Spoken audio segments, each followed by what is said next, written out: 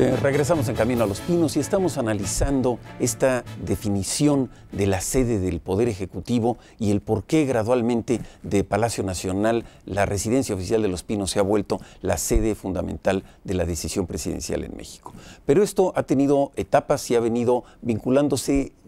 de una manera muy cercana con los grandes episodios de la historia de nuestro país. Es evidente que en México independiente fue uno de los momentos más importantes de la consolidación del nuevo Estado mexicano. Y en ese periodo el acecho de los intereses internacionales sobre nuestro país fue frecuente y llegó al grado de tener la imposición de un imperio europeo en nuestro país. Es ahí donde viene otra etapa importante, que es precisamente la creación de la construcción del Castillo de Chapultepec, un lugar histórico, emblemático, de profundo significado para nuestro país, pero que en su momento fue también el lugar donde residió el presidente de la República, desde el emperador Maximiliano hasta el momento en donde Lázaro Cárdenas decidió dejar esa instalación y traspasarse a lo que es hoy la residencia de Los Pinos. Por ello, esta vida independiente de México, esta transición política de un país colonia española a un país recién logrado como nueva nación independiente, viene viviendo grandes episodios de trascendencia que definitivamente tienen que ver con el lugar donde se alojan las decisiones del titular del Poder Ejecutivo de México y la reconstrucción de la República que en su momento Juárez logra con extraordinaria fortaleza institucional para México. Esos capítulos son los que nos hacen pensar y revisar que la historia de nuestro país está vinculada con los locales, con las personas y con los momentos en los cuales se toman las decisiones de los presidentes y de los gobernantes. Analizar la historia, analizar sus contenidos, nos nutre y nos fortalece nuestra cultura democrática, nos da los puntos de partida y de comparación para que no haya situaciones de sorpresa o de innovaciones que en el pasado quizá ya se han logrado. Por eso en esta ocasión estamos muy cerca de ustedes analizando este punto de partida histórico que sirva como elemento de respaldo a lo que el año que entra seguramente veremos en las competencias y en los contenidos electorales. Y por ello preparamos para ustedes una cápsula muy interesante precisamente del Castillo de Chapultepec y de esta etapa importante de la recién ganada independencia de México. Durante la época de la colonia en México se realizaron varias construcciones y sin duda una de las más importantes fue el Castillo de Chapultepec, que por órdenes del virrey Bernardo de Gálvez se edificó entre 1785 y 1789 como mansión de descanso para los virreyes de la Nueva España. El virrey no tuvo la oportunidad de ver terminado el palacio porque murió el 8 de noviembre de 1786, motivo por el cual la corona española ordenó suspender los trabajos y subastar la obra de 647 hectáreas en 60,000 pesos, a pesar de que ya se habían invertido más de 300,000. Sin embargo, no hubo quien se interesara por el edificio. Ante la falta de compradores, en 1792, el virrey Juan Vicente de Güemes, Pacheco y Padilla, segundo conde de Revillagigedo, lo destinó para el Archivo General del Reino de la Nueva España, pero el proyecto tampoco fructificó, a pesar de que ya se tenían los planos de adaptación hechos por el arquitecto Miguel Constanzo. Finalmente, el Ayuntamiento de la Ciudad de México lo adquirió en 1806. Durante la Guerra de Independencia de 1810 a 1821, el edificio estuvo abandonado y así continuó hasta 1833, en que se decretó que fuera sede del Colegio Militar. Entonces, se le comenzó a conocer como Castillo, aunque no fue sino hasta 1844, tras hacerle varias adaptaciones y erigir en la parte más alta del cerro el Caballero Alto o Torreón, que el edificio comenzó a funcionar como colegio.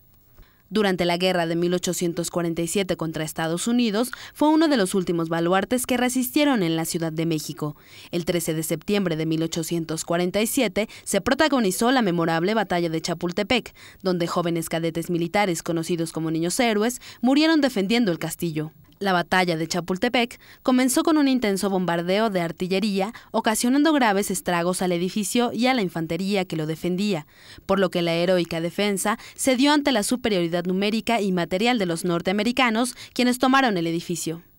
Actualmente, los niños héroes son honrados por un monumento a la entrada del bosque de Chapultepec. Posteriormente, en el año de 1860, el emperador Maximiliano de Habsburgo fijó en este sitio su residencia, cautivado por las hermosas vistas del Valle de México que se aprecian desde el lugar.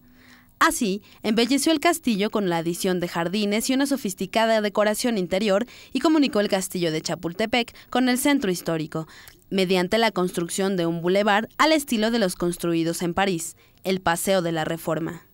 El palacio fue objeto de varios cambios estructurales y remodelaciones. En 1882, durante el mandato del presidente Manuel González Flores, conocido también como el Manco de Tecuac, decidió convertir al castillo en residencia oficial de los presidentes de México. Algunos que hicieron uso del castillo como residencia fueron Porfirio Díaz, Francisco I. Madero, Venustiano Carranza, Álvaro Obregón, Plutarco Elías Calles, Emilio Portes Gil, Pascual Ortiz Rubio y Abelardo Rodríguez. Se continuó usando como residencia oficial de los mandatarios hasta el 3 de febrero de 1939, cuando el entonces presidente Lázaro Cárdenas del Río decretó una ley que estableció que el castillo de Chapultepec fuera parte del patrimonio nacional y para que en él se instalara el Museo Nacional de Historia con todas las valiosas colecciones del Departamento de Historia del antiguo Museo Nacional de Arqueología, Historia y Etnografía. El museo fue abierto el 27 de septiembre de 1944. Mientras tanto, el presidente Cárdenas se trasladó a una gran extensión de terreno que colindaba con la parte surponiente del bosque de Chapultepec, conocido como el rancho La Hormiga, ahora Los Pinos.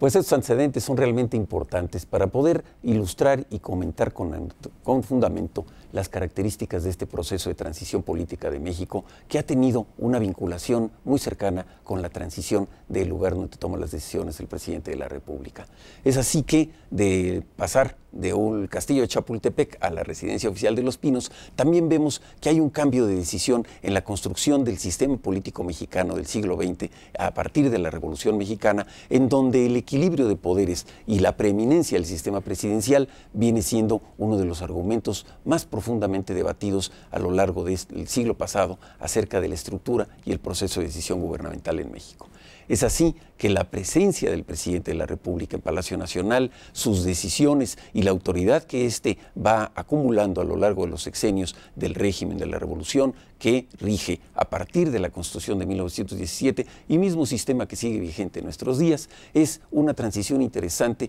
que va marcando la ruta de un México que está abriendo el espacio a las competencias políticas, que está abriendo el espacio a las decisiones compartidas con la sociedad y en donde también la tarea del Poder Legislativo y del Poder Judicial vienen buscando nuevos espacios y nuevos equilibrios. Es así entonces que a lo largo de este proceso, por ejemplo, en donde el presidente Lázaro Cárdenas, primer ocupante de la residencia oficial de Los Pinos, como vimos en la ficha, y posteriormente el presidente Ávila Camacho, que es un presidente que tiene que transitar en un país que está cerca de una de las grandes potencias en la Segunda Guerra Mundial, pues tienen que establecer los métodos de decisión y operación para que el país funcione, avance y pueda transitar en este periodo de la Segunda Guerra Mundial sin afectar en los elementos fundamentales las libertades sociales y la evolución económica de México. Posteriormente, el presidente Miguel Alemán hace una ampliación y desarrolla en la residencia oficial de Los Pinos un plantel adicional que también representa una parte de ese México moderno que a partir de entonces marca la época en donde los presidentes de la República son presidentes civiles con grados universitarios, predominantemente de universidades públicas, situación que se evoluciona desde el presidente Alemán y lo sigue el presidente Ruiz Cortines, el presidente López Mateos, el presidente Díaz Ordaz, el presidente Luis Echeverría y el presidente Salinas, también en su momento el presidente de la Madrid y el presidente Zedillo. En este criterio de decisiones gubernamentales es interesante ver que en la medida que se avanza en esta lógica de evolución política del país, también se avanza en la estructura y el local donde se toman las decisiones importantes y trascendentes. En su momento, la definición del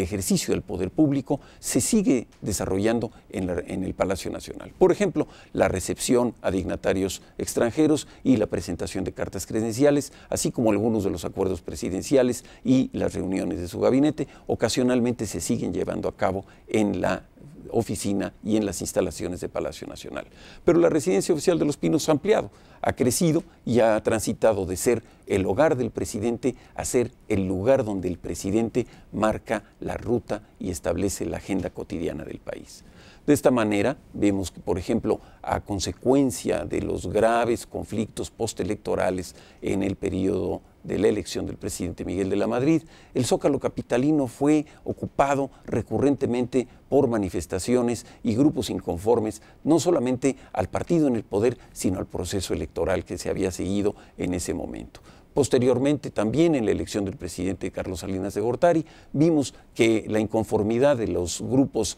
de izquierda, en este caso, que no se vieron favorecidos con la mayoría del voto popular, rechazaron e impugnaron el resultado electoral. De esta manera, el trabajo del presidente de la República en el espacio que le da el Palacio Nacional, pues era prácticamente imposible. Eran momentos donde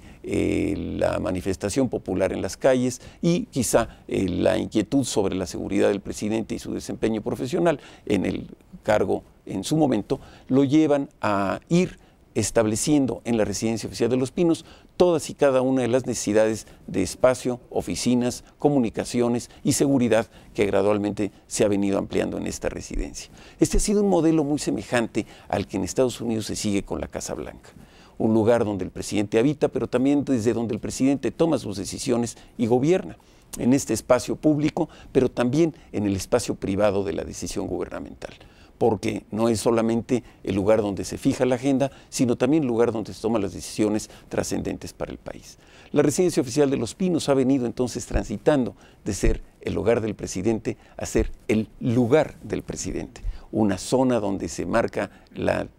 tonalidad de la política, donde se impone ese estilo personal de gobernar que en su libro de valiosa memoria dejó escrito Daniel Cosío Villegas y que en su momento también en estas transiciones del siglo XX remarcó con maestría en sus novelas Luis Espota a partir del libro Palabras Mayores. Son lecturas obligadas, clásicas de este sistema político mexicano que dejamos para ustedes en este momento y vamos a un corte y regresamos en Camino a Los Pinos.